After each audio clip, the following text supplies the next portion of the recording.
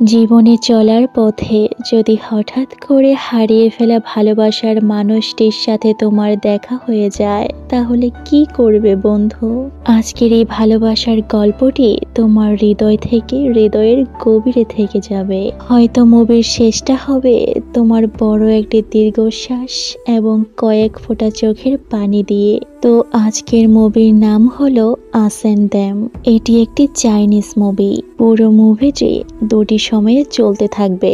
একটি হলো বর্তমান এবং অপরটি হলো অতীত, যেখানে বর্তমানের সবকিছুই সাদা কালো আর অতীতের সবকিছু রঙিন। তাই এই গল্পটি যদি তুমি 1 মিনিটও টেনে দেখো তাহলে কিছুই বুঝবে না বন্ধু। তো কথা না বাড়িয়ে চলো মুভির মূল গল্পে চলে যাই।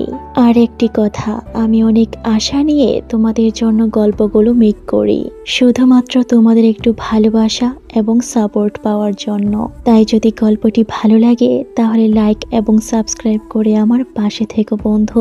সালটা ছিল 2007, চাইনিজ নিউ ইয়ারের ছুটির আগের দিন। সবাই নিজ পরিবারের সাথে ছুটি কাটাতে যাচ্ছে।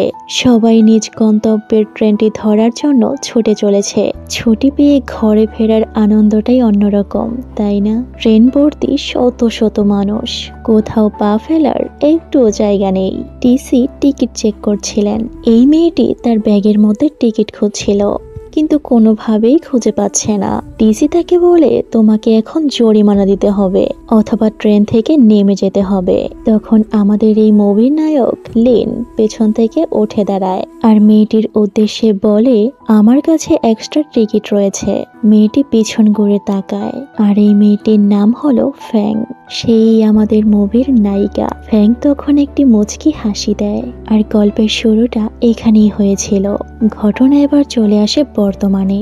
আর তোমাদের কিন্তু আগেই বলেছি, বর্তমানের ঘটনাগুলোকে সাদা কালো দেখানো হবে আর অতীতের ঘটনাগুলো হবে রঙিন। আজও ছিল একটি নিউ ইয়ারের ছুটির আগের দিন। লিনের এবার সিটটি ছিল বিজনেস ক্লাসে। লিন তখন লক্ষ্য করে ফ্যাংও এখানে আছে, কিন্তু তার সিটটি ছিল ইকোনমিক্স ক্লাসে। ফ্যাংও তখন মিনকে দেখতে পায়। এক সময় তাদের মাঝে চোখাচোখি হয়ে যায়। ফ্যাং আবারও একটি মুচকি হাসি দেয়। ঘটনা এখান থেকে আবারও 2007 সালের ট্রেনের মধ্যে চলে আসে। খুব অল্প সময়ের মধ্যেই ফ্যাং এর সাথে লিনদের একটি ভালো বন্ধুত্ব হয়ে যায়। তারা জার্নিটাকে খুবই এনজয় করছিল। তারা দুজনেই তখন জানতে পারে তাদের বাসা আসলে পাশাপাশি গ্রামে। হঠাৎ করেই ট্রেন থেমে যায়। সামনে অনেক তুষারপাত হওয়ায় রেল লাইন আটকে গিয়েছে। লিন আর ফ্যাং ট্রেনে অপেক্ষা করতেই থাকে। অনেকটা সময় পার হয়ে গিয়েছে। ট্রেন ছাড়ার কোনো নাম নেই। তাদের গ্রাম এখান থেকে খুব বেশি একটা দূরে ছিল না। তাই তারা বন্ধুরা সবাই মিলে ট্রেন থেকে নেমে যায়। তাদের সবার গল্প থেকে আমরা জানতে পারি, লিন আসলে একটি গেম ডেভেলপমেন্ট কোম্পানিতে চাকরি করে আর ফ্যাং পার্ট টাইম নানা ধরনের কাজ করে। তারা দুজনেই রাজধানী বেইজিং এ থাকে। লিনের মা বেঁচে নেই। প্রতি বছর নববর্ষের ছুটিতে লিন তার বাবার কাছে চলে আসে। এদিকে ফ্যাং এর বাবা মা দুজনেই বেঁচে আছে, কিন্তু তাদের ডিভোর্স হয়ে গিয়েছে। ফ্যাং এর বাবাও এই গ্রামেই থাকে, কিন্তু ফ্যাং এর গ্রাম একদমই পছন্দ না। তার বেইজিং এ থাকতেই ভালো লাগে। তাই এই যাত্রাটা তার জন্য খুবই বিরক্তকর ছিল। আর এইসব গল্প করতে করতেই তারা তাদের গ্রামের অনেক কাছে চলে এসেছে। ঘটনা পুনরায় বর্তমানে চলে আসে। সেদিনের মতো আজও তুষার ঝড়ের কারণে প্লেন ছাড়তে বিলম্ব হচ্ছে। সব যাত্রীরা প্লেন থেকে নামছিল। লিন ফ্যাং এর ব্যাগটা তার নিজের হাতে নেয় আর তাকে বলে, আমার সাথে চলো। এয়ারপোর্টের একটি পাশের হোটেলে যাত্রীদের থাকার ব্যবস্থা করা হয়, কিন্তু শুধুমাত্র বিজনেস ক্লাবের যাত্রীরাই আলাদা রুম পাবে। লিন তো ছিল বিজনেস ক্লাবের যাত্রী, তাই সে অনুরোধ করে ফ্যাংকেও তার সাথে নিয়ে নেয়। তারা দুজন রুমে গিয়ে বসে এবং তারা দুজনে সেখানে বসে পুরনো স্মৃতিচারণ করছিল। ঘটনা আবারও চলে আসে সেই রঙিন অতীতে। ফ্যাং বাড়িতে আসায় তার দাদা বাড়ির লোকেরা অনেক খুশি হয়। এদিকে ফ্যাং এর বাবা নিউ ইয়ারের উপলক্ষে অনেক কিছুর আয়োজন করেছে। লিন সেগুলো অনেক মজা করে খাচ্ছিল। হঠাৎ করে লিন বাইরে লক্ষ্য করে ফ্যাং সেখানে এসেছে। আর বাচ্চাদের সাথে আতশবাজি উড়াচ্ছে। ফ্যাংকে দেখে লিন অনেক খুশি হয়ে যায়। তারা দুজন হাসাহাসি করতে থাকে। এরই মধ্যে লিনের বাবা বের হয়। লিন তার বাবার সাথে ফ্যাংয়ের পরিচয় করিয়ে দেয়। লিনের বাবা ফ্যাংকে আজ রাতে তাদের সঙ্গে ডিনার করার জন্য দাওয়াত দেয়। ওই দিন রাতের বেলা লিনদের অন্যান্য আত্মীয় স্বজনদের সাথে ফ্যাংও খেতে বসেছে। ফ্যাংকে সবাই খুব অল্প সময়ের মাঝেই আপন করে নেয়। সবাই এটা ভাবতে থাকে ফ্যাং হয়তো লিনের গার্লফ্রেন্ড। খাওয়ার শেষে তারা মিটিমিটি আলোর মধ্যে তুষারের উপর দিয়ে হাঁটছিল। লিন ফ্যাংকে তার বাড়িতে পৌঁছে দিচ্ছিল। এরই মধ্যে 12টা 1 মিনিট বেজে যায়। পুরো আকাশ আতশবাজির রঙে রাঙিয়ে যায়। পুরনো বছরকে পেছনে ফেলে আরো একটি নতুন বছরের আগমন। লিন তখন চিৎকার করে বলে, আমি বারবার চাই এই গ্রামে আসতে। অন্যদিকে ফ্যাং চিৎকার করে বলে, আমি বেইজিং এ কোনো এক সরকারি চাকরিজীবীকে বিয়ে করে সেখানে একটি নিজের ঠিকানা বানাতে চাই। এটা ছিল দুজনের 2 রকমের নববর্ষের ইচ্ছা। এরপরে তারা দুজনে বেইজিং এ ফিরে এসেছিল। ফ্যাং তার পার্ট টাইম কাজগুলো নিয়ে ব্যস্ত হয়ে পড়েছে। অন্যদিকে লিনও তার কাজ নিয়ে ব্যস্ত ছিল। কিন্তু তাদের দুজনের মধ্যে যোগাযোগ ছিল। একদিন লিনরা আড্ডা দিচ্ছিল। তখন সেখানে ফ্যাং একটি ছেলেকে নিয়ে আসে। একটু মোটাসোটা আর হাবাগোবা একটি ছেলে, কিন্তু সে খুব বড় একটি সরকারি চাকরি করে। ফ্যাং সবার সাথে তাকে পরিচয় করিয়ে দেয়। এটাই ছিল তার বয়ফ্রেন্ড। আর ফ্যাং তার এই বয়ফ্রেন্ডের টাকার গল্প সবাইকে শোনাতে থাকে। ফ্যাং আসলে বেইজিং এ স্থায়ীভাবে বসবাস করার জন্য যে কাউকেই বিয়ে করতে পারে। লিন তাদের এই নতুন সম্পর্ককে অভিনন্দন জানায়। ফ্যাং এর এই নতুন বয়ফ্রেন্ড অতিরিক্ত ড্রিঙ্কস করার কারণে অজ্ঞান হয়ে গেছে। লিন আর ফ্যাং মিলে তাকে তার বাসায় পৌঁছে দেয়। আর ওই পুরোটা রাত লিন আর ফ্যাং গল্প করে কাটিয়ে দেয়। পরের দিন লিন তার বন্ধুদের সাথে মজা করছিল। তখন হঠাৎ করেই তার ফোনে কল আসে ফ্যাং এর। সে লিনকে তার সাথে এখনই দেখা করতে বলে। পরের দেশে দেখা যায় লিন যেখানে থাকে ফ্যাং তার সকল জিনিসপত্র নিয়ে সেখানে চলে এসেছে। লিন থাকতো খুবই ঘনবসতিপূর্ণ একটি বিল্ডিং এ। তার রুমটা ছিল খুবই ছোট। তাদের আশেপাশের ছোট ছোট রুমে শত শত পরিবার থাকতো। ফ্যাং তখন লিনকে জিজ্ঞেস করে, আমি কেন চলে এসেছি? তা তো তুমি জিজ্ঞেস করলে না। লিন বলে, আমি বুঝতে পেরেছি, বয়ফ্রেন্ডের সাথে ব্রেকআপ। ফ্যাং তখন নিজ থেকে সবকিছু বলতে শুরু করে। ওর মামা সবকিছুতেই দোষ ধরতো। আমার খাওয়ার স্টাইল পছন্দ না, এমনকি আমার জামা কাপড়ও পছন্দ ছিল না। আমার কথা বলার ধরনও নাকি তাদের পছন্দ না। এত কম্প্রোমাইজ করে আমি থাকতে পারবো না। ফ্যাং নিজে নিজেই এসব বকবক করছিল। হঠাৎ করেই লিনের পাশের ঘরের একটি মেয়ে তার দরজার সামনে আসে। সে তাদের জিজ্ঞেস করে, তোমাদের সম্পর্ক কি? ফ্যাং তখন বলে ওঠে, আমরা বয়ফ্রেন্ড গার্লফ্রেন্ড। আপনার কোনো সমস্যা? ফ্যাং আসলে খুবই চঞ্চল মেয়ে ছিল। সেদিনের মতো তারা দুজনে শুয়ে পড়ে। ফ্যাং শুয়েছিল খাটের উপরে আর লিন শুয়েছিল ফ্লোরে। ফ্যাং এর কাছে পুরো পরিবেশটা একদমই অদ্ভুত লাগছে। পরের দিন সকালবেলা লিনের কাছে একজন কাস্টমার আসে একটি সফটওয়্যারের সিডির জন্য। লিন আসলে গেমসের সিডি বিক্রি করত। লিন ওই লোকটিকে উপরের একটি দোকানের অ্যাড্রেস দিয়ে দেয়। আসলে ওই দোকানে এখন ফ্যাং চাকরি করে। লোকটি তখন ফ্যাং এর কাছে যায়। কিছুক্ষণ পরে লিন দেখতে পায় ফ্যাং আর ওই লোকটি লিফটে করে নিচে নামছে। লিন তখন বুঝে যায় ফ্যাং ওই লোকটিকে তার নিজের প্রেমের জালে ফাঁসিয়েছে। দোকানের কাজ শেষ করে লিন এক্সট্রা ইনকামের জন্য ফুটপাতে গেমসের সিডি বিক্রি করে। ফ্যাংও সেখানে আসে আর লিনকে সে হেল্প করছিল। সেখানে একটি ছেলে আসে। ফ্যাংকে দেখে সে ফ্যাং এর সাথে ফ্লার্ট করছিল। এক পর্যায়ে ছেলেটি ফ্যাংকে কুপ্রস্তাব দেয়। এটা দেখে লিনের মাথা গরম হয়ে যায়। সে ছেলেটিকে মারতে থাকে। ফ্যাং কোনো উপায় না পেয়ে পুলিশ পুলিশ বলে ডাকতে থাকে। আর পুলিশের কথা শুনে সেখান থেকে সবাই পালিয়ে যায়। দৃশ্যটি পরিবর্তন হয়। ওই দিন রাতের বেলা ফ্যাং লিনকে জানায় সে খুব তাড়াতাড়ি তার বয়ফ্রেন্ডের বাসায় উঠবে। লিন তাকে কিছুই বলে না। প্রতিদিনের মতো করেই তারা শুয়ে পড়ে। পরের দিন ছিল ক্রিসমাস। ফ্যাং লিনের সাথে দেখা করতে আসে সেই ফুটপাতে। ফ্যাংকে তার নতুন বয়ফ্রেন্ড একটি ক্যামেরা ফোন কিনে দিয়েছে। সেই ফোন দিয়ে সে লিনের সাথে ছবি তুলছে। লিন তাকে জিজ্ঞেস করে, আজ তো ছুটি, বয়ফ্রেন্ডের সাথে না ঘুরে এখানে কি করছো? ফ্যাং তাকে জানায় ও একটু মিটিং নিয়ে ব্যস্ত আছে। লিন একটু তাচ্ছিল্য করে বলে, আজ ছুটির দিনেও মিটিং? লিন তার জিনিসপত্রগুলোকে গোছাতে শুরু করে আর ফ্যাংকে বলে চলো আজ আমরাই সেলিব্রেট করি। তারা দুজন মিলে একটি বড় শপিং সেন্টারে এসেছে। সেখানের বড় স্ক্রিনে তারা তাদের নিজেদের দেখে খুবই খুশি হয়, কিন্তু হঠাৎ করেই ফ্যাং এর মুখটা একদম মলিন হয়ে যায়। সে ওই স্ক্রিনে তার বর্তমান বয়ফ্রেন্ডকেও দেখতে পায়, তার সাথে তার ওয়াইফ এবং বাচ্চাও ছিল। ফ্যাং জানতো না তার বয়ফ্রেন্ড বিবাহিত। ফ্যাং এর মনটা একদম ভেঙে গিয়েছে। লিন তার মাথার চুলটা তুলে নেয় আর নিজ মাথায় পড়ে। আসলে ফ্যাং এতদিন তার বয়ফ্রেন্ডের পছন্দেই বড় চুল পরতো। লিন তার মনের অবস্থা বুঝে তাকে হাসানোর জন্য চেষ্টা করে। ওই দিন রাতের বেলা তারা দুজন বাসায় ফিরে অনেক ড্রিঙ্কস করে। আজ ফ্যাং এর সাথে সাথে লিনও মাতাল হয়ে গিয়েছে। তারা দুজনে মাতলামি করতে থাকে। এক পর্যায়ে লিন ফ্যাংকে বলে আগামী 3 বছরের মাঝে দেখো আমি অনেক ধনী হয়ে যাব।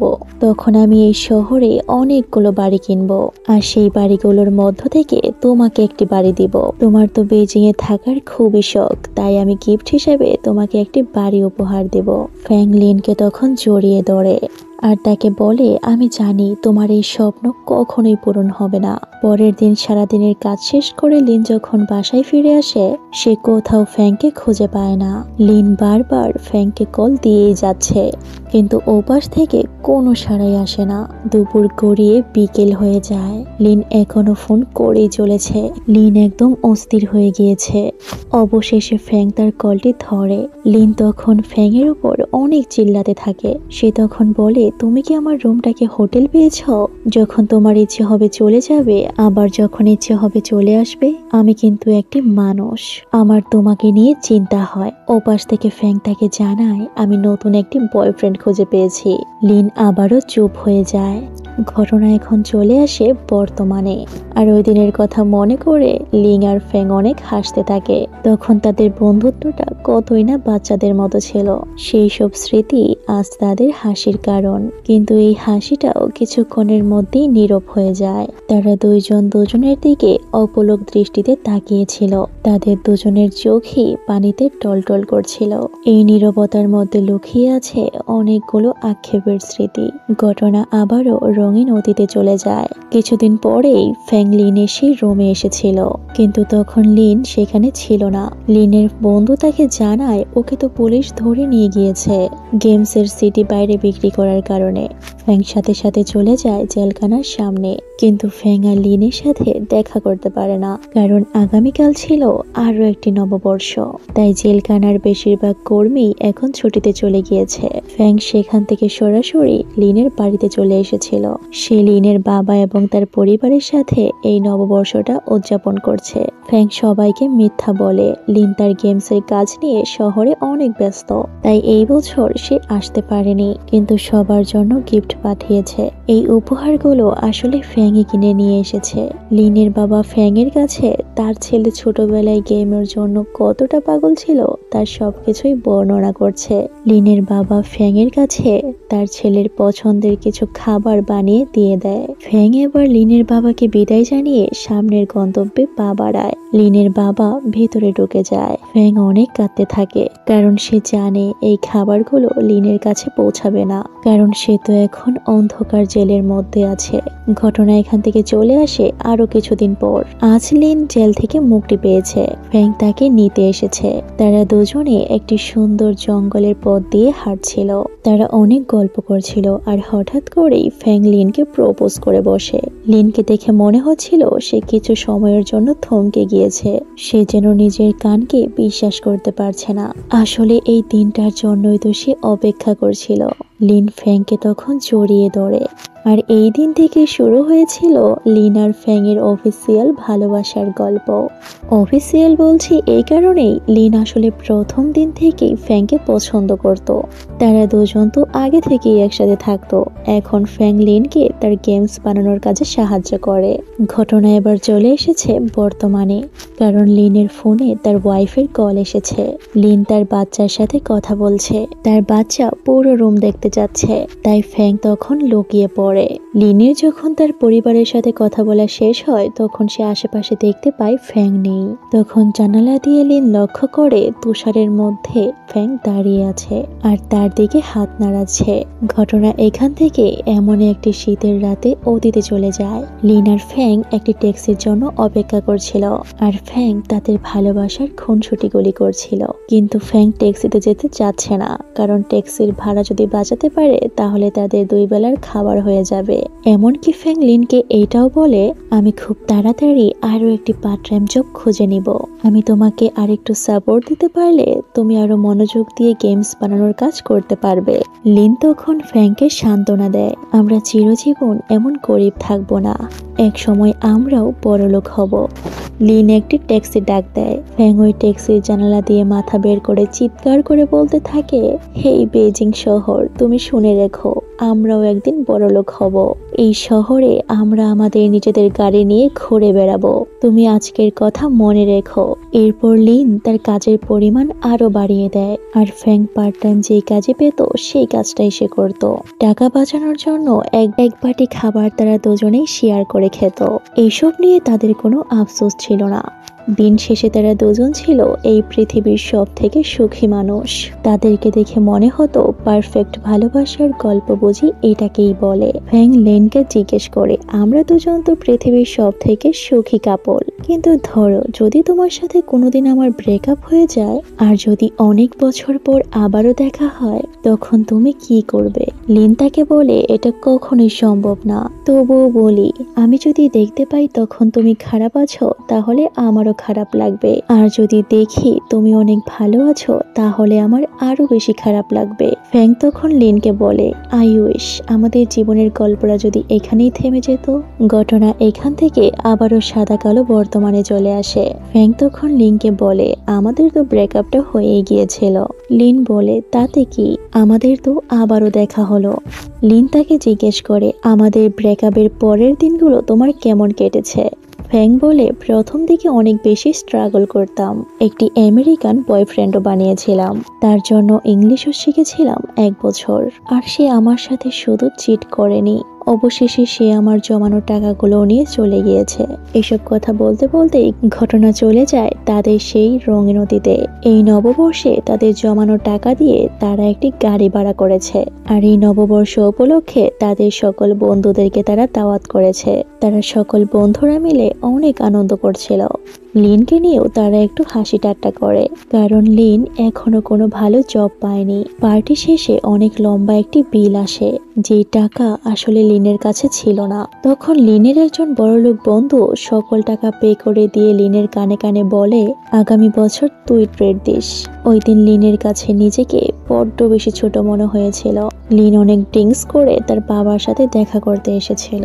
তার বাবা তাকে অনেক সান্ত্বনা দেয়। তখন লিন মাতাল অবস্থায় তার বাবাকে বলে, কোনো বাবাই তো এমন ছেলেকে দেখতে চায় না, তুমি কিভাবে সবকিছু স্বাভাবিকভাবে মেনে নাও বাবা? লিন তার বাবার উপর রেগে যায়। তারা আবারও সেই ভাড়া করা গাড়ি নিয়ে বেইজিং এ ফিরে যায়। লিন ঘুম ঘুম চোখ নিয়ে ফ্যাংকে বলতে থাকে, তুমিও তো এমন লাইফ চাওনি, তুমি তো চেয়েছিলে বেইজিং এ তোমার নিজের একটি ঘর হবে, অনেক টাকা এবং সাজানো সংসার। ফ্যাং বলে, এখন আমার ওইগুলো চাই না, এখন তুমি আছো, এইটাই আমার জন্য যথেষ্ট। লিন নিজ থেকেই তাকে বলে, তুমি আমাকে করুণা করছো, তোমার আসলে সবকিছুই চাই, কিন্তু আমি আসলে তোমাকে কিছুই দিতে পারছি না, তাই তুমি এমনটা বলছো। ফ্যাং তাকে বলে, ভালোবাসার জন্য অনেক কিছুই স্যাক্রিফাইস করতে হয়। লিন এটা শুনে আরো বেশি রেগে যায়। কেন স্যাক্রিফাইস করতে হবে? শুধুমাত্র আমার টাকা নেই বলে? আমার ভালোবাসার মানুষগুলো কেন আমাকে করুণা করবে? লিন ফ্যাংকে অনেক গালাগালি করতে থাকে। ফ্যাংয়ের চোখ দিয়ে শুধু পানিই পড়ছিল। লিন আসলে জীবনে ভালো কিছু করতে পারছে না দেখে হতাশায় তার জীবনে একদম ডুবে গেছে, আর অতিরিক্ত ড্রিঙ্কস করার ফলে তার ভেতর থেকে সবকিছু বের হয়ে এসেছে। আসলে ছেলেদের জীবনে এই সময়গুলো হয়তো খুবই খারাপ যায়, তাই না বন্ধু? তো যাই হোক, লিন তার কাজের জায়গায় মনোযোগ দিতে পারছে না। সে কাস্টমারদের সাথে ফোনে খুবই খারাপ ব্যবহার করে। একদিন এক কাস্টমার এসে তাকে অফিসের মধ্যে মেরে যায়। লিন এখন প্রচুর সিগারেট খায় এবং ড্রিঙ্কস করে, আর ফ্যাং তার পাশেই বসে থাকে। অন্য টেবিলে থাকা 2টি ছেলে ফ্যাংকে টিচ করে, আর মা তার লিন সাথে সাথে ছেলেগুলোকে অনেক পিটাতে থাকে। ফ্যাংয়ের এখন আর সহ্য সহ্য হচ্ছে না। সে লিনের কাছে গিয়ে তাকে জোরে একটি থাপ্পড় মারে আর তাকে বলে, এখন আমাকেও মারো, মেরে ফেলো আমাকে। দিন যতই যাচ্ছিল লিনের হতাশার লেভেল আরো বাড়ছিল, সেই সাথে তার পাগলামির মাত্রাও বেড়ে যাচ্ছিল। তারা দুজনে এখন এক রুমে থাকলেও লিন সব সময় চুপ থাকে। সে ফ্যাংয়ের সাথে আগের মতো করে কথা বলে না। এরই মধ্যে লিনের ফোনে তার বাড়িওয়ালার কল আসে। বাড়িওয়ালা তাকে জানায় আগামীকাল বাসাটা ছেড়ে দিতে, কারণ তার এক আত্মীয় গ্রাম থেকে আসবে আর সে এই রুমেই উঠবে। লিনের হতাশার পরিমাণটা আরো একটু বেড়ে গেল। পরের দিন সকালবেলা লিনরা তাদের মালামাল একটি ভ্যান গাড়িতে তোলে আর এতদিনের এই বাসাটাকে বিদায় বলে তারা তাদের নতুন গন্তব্যে চলে যায়। নতুন এই বাসাটি ছিল মাটির নিচের বেসের একটি রুম। বাইরের আলো বাতাসও এই রুমের মধ্যে ভালোভাবে আসতো না। ফ্যাং একদম নিস্তব্ধ হয়ে গিয়েছে। সে ছোট জানালা দিয়ে শুধু বাইরের দিকেই তাকিয়ে থাকে আর এখন সব সময় তার চোখের কোণে পানি জমে থাকে। ফ্যাংয়ের ফোনটা তখন বেজে ওঠে। এটা ছিল লিনের বাবার কল। লিনের বাবা লিনকে ফোনে পাচ্ছে না। ফ্যাং তাকে ফোনটা দেয়। লিনের বাবা লিনকে বলে, কাল তো নববর্ষ, তুই আসবি না? লিন তার বাবাকে একটু ঝাড়ি দিয়েই বলে, নববর্ষ হয়েছে তো কি হয়েছে, কাল আমার এখানে একটি পার্টি আছে, অনেক খাবার কিনে নিয়ে এসেছি, আর প্রতি বছর তোমার ওই একই রান্না আর ভালো লাগে না। ও পাশ থেকে বাবা চুপচাপ ফোনটা রেখে দেন। বৃদ্ধ লোকের সাথে তার এক বন্ধু ডিনার করতে এসেছিল। সে জিজ্ঞেস করে, লিন কি এই বছরও আসবে না? লিনের বাবা তাকে জানায় সে কাজ নিয়ে অনেক ব্যস্ত, কাজ শেষ হলে সে চলে আসবে। এই বাবা আর সন্তান দুজনেই কিন্তু দুজনের জায়গা থেকে অনেক কষ্ট পাচ্ছে, কিন্তু একজন আরেকজনের কষ্টটা দেখতেও পাচ্ছে না। জীবন মাঝে মাঝেই আমাদের এই জায়গাটায় দাঁড় করিয়ে দেয়। আমরা ভালোবাসার মানুষটিকেও ভালোবাসি বলতে পারি না। তো যাই হোক, ওই দিন রাতের বেলা ফ্যাং যখন খাচ্ছিল সে লক্ষ্য করে পাতিলে খুব বেশি একটা খাবার বাকি নেই। সে তার খাওয়াটা থামিয়ে দেয় আর যেটুকু খাবার ছিল সেই সবগুলো খাবার একসাথে করে একটি বাটিতে রেখে দেয়। ফ্যাংয়ের চোখ দিয়ে পানি পড়ছে। সে বুঝতে পারছে সে দিন দিন লিনের উপরে বোঝা হয়ে পড়েছে। অন্যদিকে লিন এক মনে গেমস খেলেই চলেছে, তার এসব কিছুর প্রতি কোনো খেয়ালই নেই। ফ্যাং উঠে দাঁড়ায় এবং তাকে বলে, আমার মনে হয় আমাদের এখান থেকেই থেমে যাওয়া উচিত। লিনের কানে তো হেডফোন দেয়া ছিল, তার এসব কোনো কিছুর প্রতি খেয়াল ছিল না। ফ্যাং লিনকে বিদায় বলে সেখান থেকে চলে যায়। লিন এক মনে গেমস খেলেই চলেছে। কিছুক্ষণ পরে লিন যখন বুঝতে পারে ফ্যাং চলে গিয়েছে, সে একদম পাগল হয়ে যায়। সেই দৌড়ে ট্রেন স্টেশনে চলে আসে আর চারদিকে শুধু ফ্যাংকে খুঁজতে থাকে, কিন্তু সে কোথাও ফ্যাংকে খুঁজে পাচ্ছিল না। ঠিক তখনই একটি ফাঁকা ট্রেনের দরজার সামনে এসে ফ্যাংকে দেখতে পায়। সে চুপচাপ দাঁড়িয়েছিল আর দরজার এপাশে লিন দাঁড়িয়েছিল। ট্রেন ছাড়ার শেষ হুইসল বেজে ওঠে, কিন্তু লিন ফ্যাংকে কিছুই বলতে পারে না। দরজা আটকে যায় এবং ধীরে ধীরে ট্রেনটি চলে যায় তার দৃষ্টি সীমানার বাইরে। ঘটনা আবারও সেখান থেকে সেই সাদা কালো বর্তমানে চলে আসে। লিন ফ্যাংকে জিজ্ঞেস করে, তোমাকে যদি আমি ওই দিন আটকাতাম তাহলে আজকে কি হতো? ফ্যাং বলে, তুমি যদি ওই দিন আমাকে আটকাতে হয়তো আমাদের দুজনের চলার পথটা আলাদা হতো না, তোমার হাত ধরেই সারা জীবন থেকে যেতাম। লিন তখন ফ্যাংয়ের হাতটা ধরে আর তারা দুজন বরফের উপর দিয়েই দৌড়াতে থাকে। লিন অনেক দামি একটি গাড়ি ভাড়া করেছে। তারা এই গাড়ি নিয়েই বেইজিং এ ফিরবে। এতে করে তারা দুজনে কিছুটা সময় একসাথে থাকতে পারবে। আর গাড়িতে বসে তারা তাদের সেই অতীতের গল্পই করতে থাকে। লিন তাকে বলে, তুমি হচ্ছ পৃথিবীর বেস্ট এক্স গার্লফ্রেন্ড। তখন ফ্যাংয়ের চোখ দিয়ে পানি পড়ছিল। সে বলে, হয়তো তুমি ঠিকই বলেছ। এমন একটি সময় ছিল যখন আমাদের কিছুই ছিল না, দুবেলা খাওয়ার জন্য খাবারও ছিল না, শূন্য পকেটে আমরা শহর ঘুরে বেরিয়েছি, কিন্তু আজ দেখো সবকিছু আছে আমাদের, শুধু আমাদের মধ্যে সেই ভালোবাসাটা নেই। লিন তাকে বলে, আমি এখন তোমার মতো করে কাঁদতেও পারছি না, সেই অধিকারও আমার নেই। এখন আমার একটি মেয়ে আছে, সে আমার জন্য বাসায় অপেক্ষা করে বসে থাকে, বাবা কখন আসবে। আসলে আমাদের মানুষের জীবনটাই এমন, আমরা শূন্য পকেটে চিন্তা করি আমাদের পকেটে অনেক টাকা হলে হয়তো সকল ভালোবাসাকে কিনতে পারবো, অথচ দেখো এখন আমার টাকার অভাব নেই। ভালোবাসার মানুষটাও পাশাপাশি বসে আছে, কিন্তু সেই ভালোবাসাটা নেই। না আমি সেটাকে কিনতে পারবো। দুজন মানুষই এক না বলা আক্ষেপ নিয়ে অনেক কাঁদতে থাকে। দৃশ্য আবারও চলে আসে সেই রঙিন অতীতে, যেদিন ফ্যাং লিনের জীবন থেকে হারিয়ে গিয়েছিল। ওই দিন লিন বাসায় ফিরে একদম পাগল হয়ে গিয়েছিল। পরদিন থেকে লিন শুরু করে একটি অন্যরকম জীবন। যে জিনিসগুলো টাকার জন্য তার জীবন থেকে হারিয়ে গিয়েছে, সেই সব কিছুই সে ফিরিয়ে আনবে। সে দিন রাত এক করে একটি গেম বানাতে থাকে। গেমে দুইটি ক্যারেক্টার ছিল। মেয়ে ক্যারেক্টারের নাম ছিল কেলি এবং ছেলে ক্যারেক্টারের নাম ছিল ল্যান। গেমটি ফ্যাং থাকতেই বানাচ্ছিল লিন। একদিন ফ্যাং লিনকে জিজ্ঞেস করেছিল, যদি এই গেমে ল্যান কেলিকে খুঁজে না পায় তখন গেমের শেষটা কি হবে। তখন লিন বলেছিল, তখন এই গেমের লাস্টটা একদম সাদা কালো হয়ে যাবে, অর্থাৎ স্কিনের সবকিছুই একদম সাদা কালো হয়ে যাবে, যেটা কিনা এই মুভির বর্তমানেও ঘটছে। লিন একটি ফুড ডেলিভারির কাজ নিয়েছিল। সে বাসায় বাসায় গিয়ে খাবার দিত, কিন্তু লিন লক্ষ্য করতে থাকে প্রত্যেক বাসায় তার এই গেমটি খেলা হচ্ছে এবং শেষে সেই স্ক্রিনটা সাদা কালো হয়ে যাচ্ছে, অর্থাৎ বেশিরভাগ মানুষই এই গেমটা কমপ্লিট করতে পারছে না। অল্প কয়েকদিনের মধ্যেই লিনের গেমসটা অনেক বেশি জনপ্রিয় হয়ে ওঠে। 15 মিলিয়ন ডাউনলোড হয় লিনের এই গেমসটি। বড় বড় গেমস কোম্পানি লিনের সাথে কন্ট্রাক্ট করে। পুরো দেশ জুড়ে লিনের নাম ছড়িয়ে পড়ে। একদিন ফ্যাং যখন রাস্তার পাশে বসে নুডলস খাচ্ছিল, তখন টিভিতে লিনকে দেখানো হচ্ছিল আর তার সফলতার গল্প শোনানো হচ্ছিল। ফ্যাং টিভির সামনে গিয়ে দাঁড়ায়। লিন সবার উদ্দেশ্যে তখন বলে, আজ আপনাদের একটি মেয়ের গল্প শোনাবো। ওর নাম হলো ফ্যাং। আমার এবং আমার গেমসের সফলতার পেছনে একমাত্র কারণ হলো সে। আপনারা যে আমার গেমসটি খেলেন, সেখানে কেলি ক্যারেক্টারটি হলো ফ্যাং আর ল্যান ক্যারেক্টারটি হচ্ছে আমি। এদিকে ফ্যাং এর চোখ দিয়ে শুধু পানিই পড়ছিল। লিন আজকে তার নিজের জন্য একটি বাড়ি কিনতে এসেছে, মস্ত বড় একটি বাড়ি, এবং সেখানেও লিন ফ্যাংকে কল্পনা করছিল। লিন তার বিশাল বড় ব্যালকনিতে গিয়ে দাঁড়ায়, আর সেখান থেকে সে যখন নিচের দিকে তাকায়, সে দেখতে পায় কেউ ছোট ভ্যান গাড়িতে করে তার বাসা বদল করছে। ফ্যাং তার সেই রঙিন অতীতকে দেখতে পায়। এই শহর আর এই শহরের মানুষগুলো কতই না বিচিত্র।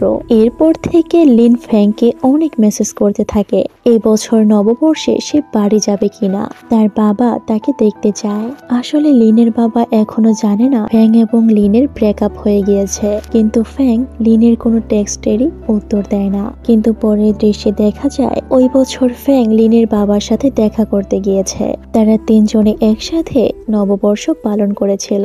লিন তার বাবাকে বারবার বোঝাচ্ছিল সে বেইজিং এ অনেক সুন্দর একটি বাড়ি কিনেছে, সে তার বাবাকে সেখানে নিয়ে যেতে চায়। আর ফ্যাংকেও সে একই কথা বোঝায়, কিন্তু এই দুইজনের কেউই তার কথায় রাজি না। লিন তখন রাগ করে ঘর থেকে বের হয়ে যায়। ফ্যাং তার পিছু পিছু আসে। ফ্যাং তখন লিনকে থামায়। ফ্যাং তাকে বলে, তোমার সমস্যা কি? লিন তখন চিৎকার করে বলে, আমি এত কষ্ট করি কাদের জন্য? আমি এত বড় বাড়ি কিনেছি কার জন্য? ফ্যাং তখন তাকে বলে, তোমার কি মনে হয় তোমার বাবা তোমাকে এত কষ্ট করে পড়াশোনা করিয়েছে তোমার কেনা বাড়িতে থাকবে বলে?